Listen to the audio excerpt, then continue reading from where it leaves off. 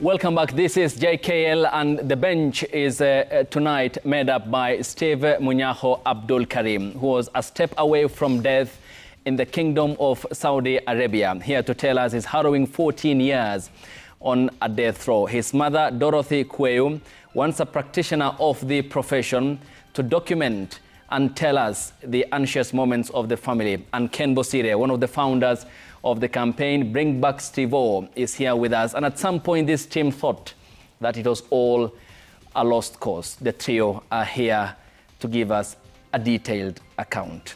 Steve-O, back to you again. Sure. Tueleze, many Kenyans watching this broadcast tonight would want to know, when exactly did you go to Saudi Arabia? That was April 1996. That was the first time I went to Saudi Arabia. And I went on a working visa, and that's where I started from. Mm-hmm. Yeah. So you applied for the normal visa? Just a normal working visa. Yeah. Yes. And you applied for work, or what did you go to do there specifically? Actually, there was a restaurant that needed somebody to do their computing for them. Mm-hmm. So I happened to get a visa, and I had to go through the Ministry of Labor. And then I finally ended up there. Yeah. Yeah. So nothing as we witnessed today of the agents and Kenyans who are duped, taken to the Gulf countries, Qatar, Kuwait, Saudi Arabia, the United Arab Emirates. So yours was procedural? Mine actually passed through the Ministry of Labor, because when it doesn't pass through the Ministry of Labor, that's when you have all these problems that you're hearing about, about people being duped and all this. So even the agencies, as we call them, there are those good agencies, and there are those that are, I may call they're just there by name, you know? Mm-hmm. Because at the end of the day, you find that the moment that person takes the plane out, first plane out, the agent's mobile number is off. So, and there are those genuine ones, you know? And once there's anything, that's when you'll find that you have problems that are coming about with the people that are going out that did not follow the proper procedures. Like, for example, we'll find that the people who went through the Ministry of Labor, they are also recorded at our various embassies in the kingdom. So they know where you are. Even if you're in trouble, you can go to them. But if you have gone in any other way, you are not registered. So how will you go to them? Yeah. You know? So it's one of those things here. Okay. 1996. Yeah. So when the request came through on the need for someone with the portfolio that you had applied for was made, did you study for that? What was your level of education?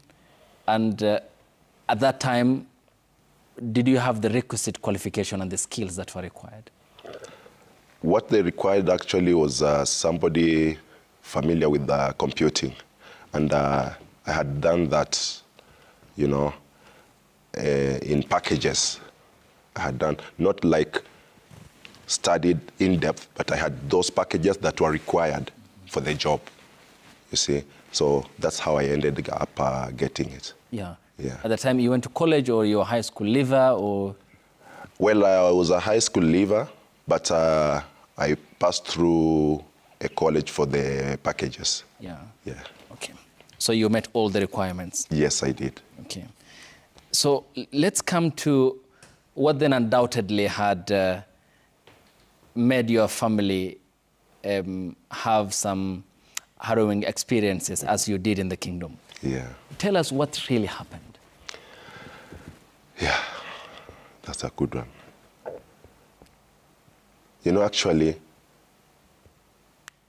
this tragedy that happened was something that I cannot even tell how it came about, because for one, this Abdul Halim was a very good friend of mine. And we used to work together. At that time, in the restaurant, we were working for under the accounts department. But I was that time the warehouse manager. Yeah. And he was dealing with the petty cash and all, you know. So we were very good colleagues, and we even related out, you know. I even remember at one time, under the same company, we had another project, the amusement park. So I happened also to hold the warehouse there for some time. And Abdul Halim had 2 wives. Yeah. The first wife was a Thailand national. And she had a daughter. And I remember very well, Susan, I used to hold her in my hands, you know. So whatever transpired thereafter is really something that hurt me so much, because I never, ever thought that somebody could die from my hands, you know. This friend of mine, we happened to have a misunderstanding. And as it happened to be my first ever fight in my life. I've never been known to be a fighter. Maybe my mama can't even testify even that, you know. I've always been known to be like a peacemaker, you know. So when it came to this day, you know, we had a misunderstanding, and which ended up in a fight. And thereafter it escalated until there were some stabbings, but which were not, of course, it was not of intent, you know. It was just, and actually the main cause of his death was actually not from the stabbing, from the wound. The doctor's report says that he delayed to go to hospital, so he lost a lot of blood. So it was just by mistake, you know. Yeah. Yeah. Yeah. And when did that happen? Which year? That was in 2011, the night of 9th April. So that is exactly 16 years after you went to Saudi Arabia? Yes, to be precise. Okay. Yeah. I'll ask you more details about then, because you said it wasn't intentional, your behavior, as well as which you said your mom can then corroborate, of course, at school level as well before you went to Saudi Arabia. So provide us more details on then, other than the stabbing, how did the conflict start? What do you remember about it, or was the kick-starting point?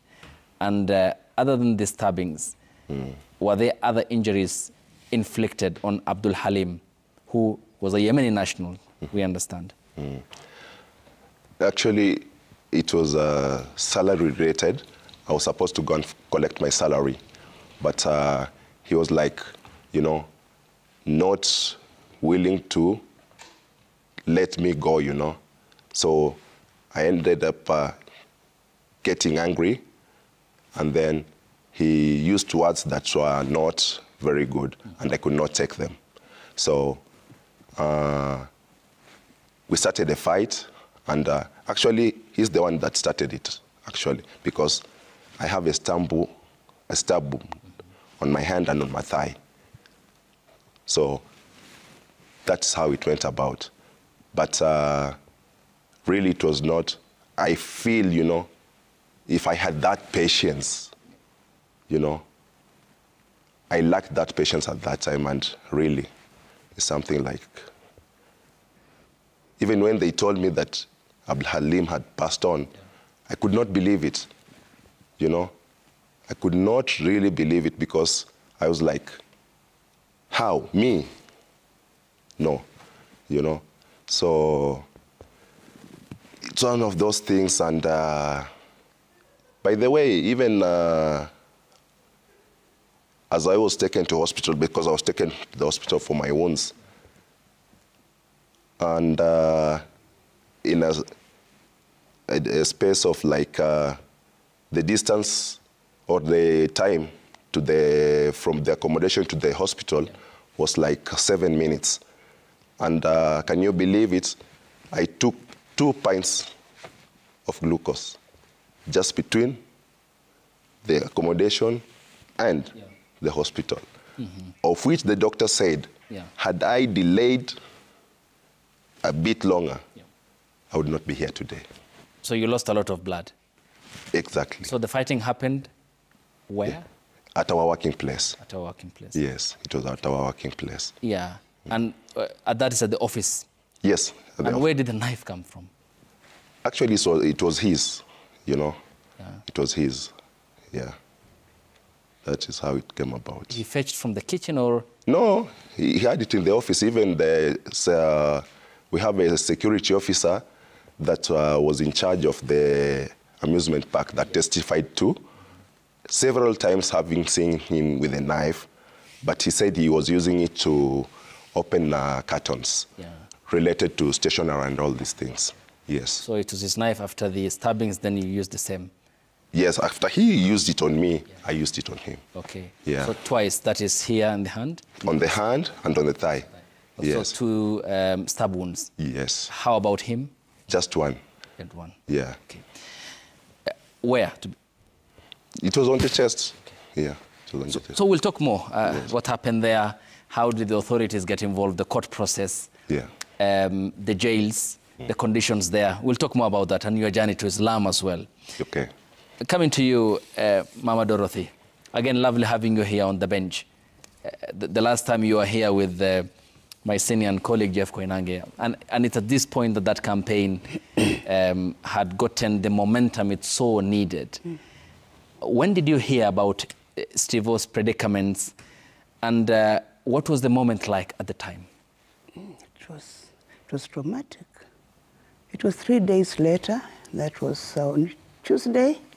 I remember exactly. It was Tuesday around 8 a.m. Yeah.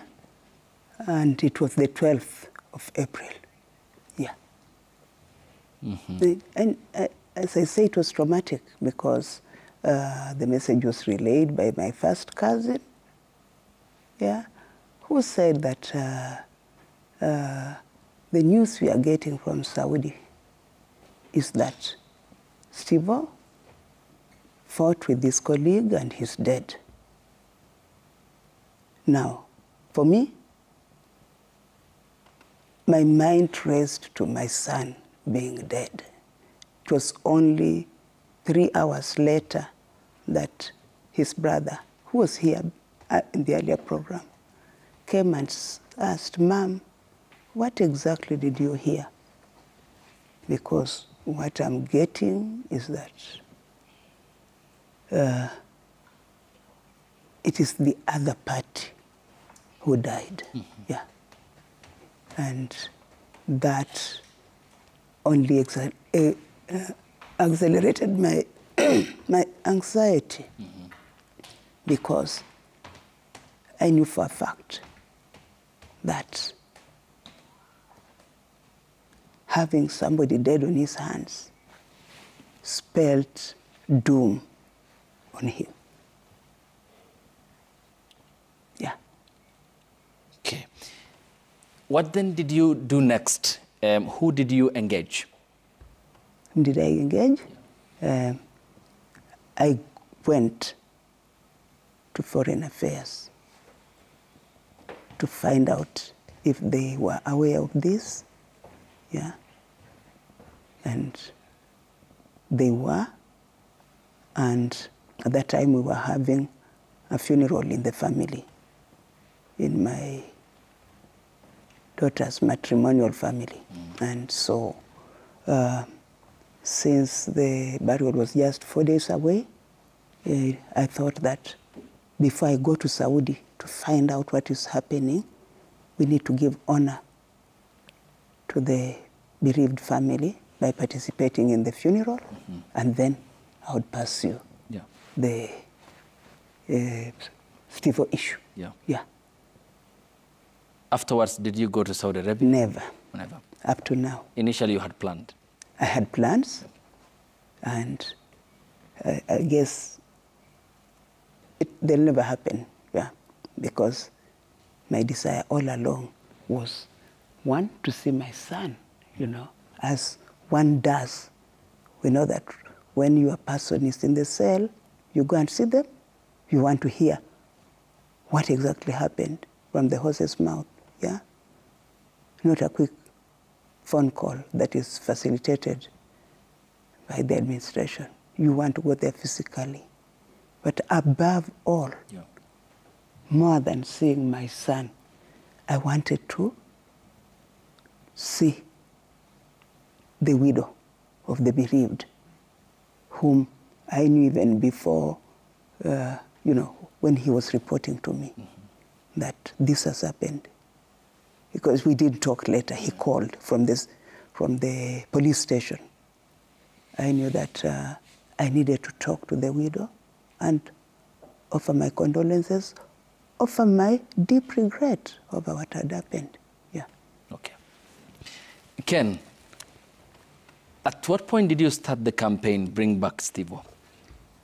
Yeah, it was sometimes last year, and Mom called me, sent me a message at 4 a.m. And I had my phone, a message coming to my phone at 4. And there was a message. I'm telling me, son, Mom calls me son. Yeah. She brought me up in the newsroom. Yeah. Now, in this transition, I've become what she calls a son she never got from her womb. Yeah. And she told me, in that message was that I said something that I've kept in my heart for close to 13 years. It's something that has chewed into our system. And I immediately woke up and went to the sitting room and I read the message several times before I called her back. And 14 years holding on to that pain was something for me very difficult to fathom at that time. But even the more astounding was thing that it came, the message, I imagined she had not slept for her to send me that message at 4 a.m. So I woke up, after I waited until morning and I called her back. I said, Mom, what is this? She said, that is what has happened. And very quickly, as her colleagues, on the chairman, Mr. Joe Dindo, who became our chairman, Pamela Sitoni, and there's Henry Maina, there's Dr. Njuku Motia, and all of us got together and said, we need to take up this matter and begin the campaign. Then we started the meetings then and strategizing on what to do. Because the amount of money that was being the deal was, it's amount of money that as an editor, I've only edited in figure and on paper. I've never handled it. It was just mind-blowing. So we said, here it is, 150 million. It's money we have to raise. How do we do this? First, we all went and said, we have to pass the message to Kenyans. We used our good skills and connections and said, we have got to get the story out to Kenyans. This is a Kenyan who is out there and needs our help. Even when we said it is difficult, but it's worth trying, raising the 150. But then we were counting on the good feelings of Kenyans and the giving nature, and we said, let's put our best foot forward. Luckily, all our media colleagues bought the idea, and for the first time, all media people wrapped their fingers around this, embraced Mama, and ran with the campaign. And I can only say thank you to our media people and the thousands of Kenyans, some giving as low as a shilling towards Steve-O's release. So the campaign went through the year. We had a deadline of the first scheduled execution was around June. And we had 3 months to work towards to rescue him. I remember the many nights, twice a week, sitting and planning and raising. We did an Arambe, we did appeals. June came, we said, this is it, we have not raised any money. This is whatever was raised was just a minuscule amount. Yeah. So what was the channel of communication? Through media, we used social media, but also used direct contact to people that we knew, and just appeals. And then writing the stories. I remember going to several media houses, including JKL, where it was one of those very phenomenal nights. Yeah. One night, we just raised close to 5 million, sitting here on this bench. And the response was, we went to all the media houses, we did stories, we did write-ups, and we also did messages. And we also learned in our team to do TikTok. we had some people volunteering to teach us how to pass messages on TikTok.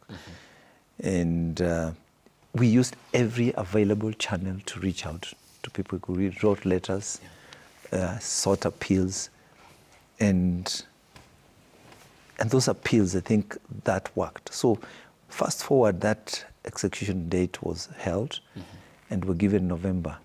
Come November, we had not raised the money, and that's the time we waited and prayed, saying, probably the widow would say, give me what you have, and we throw it. So you were in direct touch with her? Through the ambassador. The ambassador, our ambassador in Riyadh, the PS, and all the official government channels. That's what, they were close contact, and they kept the communicating. They got to talking. And we never talked to her directly, but we had phenomenal staff there talking to. Okay. Right. Because there's a lot in that regard of then how you further engaged the family of Abdul Halim Mujahid Makrat Saleh. And you will tell us more about how then our ambassador there in Riyadh and the team embarked on the journey until it reached the point that it had to be again postponed. And you are listening to the Arabian miracle of 51-year-old Steve-O Abdul Karim Munyakho, who was on a death row in Saudi Arabia. And you have heard how it all started when he went to Saudi Arabia. His mother and one of the campaigners bring back Steve-O home, who is with us, Ken, here, and more accounts as to what happened next, especially after he was admitted at hospital for medical attention. All that is back here on the bench after the break. Stay tuned.